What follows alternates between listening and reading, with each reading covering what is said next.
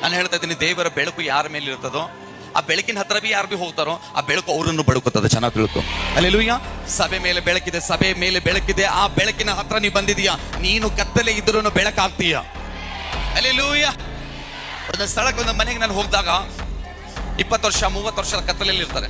ಕತ್ತಲೆಯಲ್ಲಿ ಅಂದ್ರೇನು, ನೋಡಕ್ ಚೆನ್ನಾಗಿರ್ತಾರೆ, ಆದ್ರೆ ಆತ್ಮದಲ್ಲಿ ಅಳ್ತಾ ಇರ್ತಾರೆ ಕಷ್ಟದಲ್ಲಿ. ನಿನ್ನೆ ಒಂದು ಹುಮ್ನಾಬಾದ್ ತಾಲೂಕಿಗೆ ವಿಸಿಟ್ ಹೋಗಿದ್ದೆ ನಾನು. ಬಹಳ ಎಜುಕೇಶನ್ ಟಾಪ್ 1 ಸ್ಕೂಲಲ್ಲಿ, ಕಾಲೇಜಲ್ಲಿ ಅಂತ ಹುಡುಗ. ಅವನಿಗೆ ಮಂತ್ರ ಶಕ್ತಿ ಮಾಡಿ ಎಲ್ಲ ಲಾಕ್ ಮಾಡಿದ್ದಾರೆ. ಅವ್ನ ಭವಿಷ್ಯನೇ ಇಲ್ಲದ ಹಂಗೆ ಮಾಡಿದ್ದಾರೆ. ಅವನು ಬಹಳ ಟಾಪ್ ಕಾಲೇಜ್, ಹೈಸ್ಕೂಲ್ ಎಲ್ಲ ಪರ್ಸೆಂಟೇಜ್ ಅಲ್ಲಿ ಮುಂದೆ.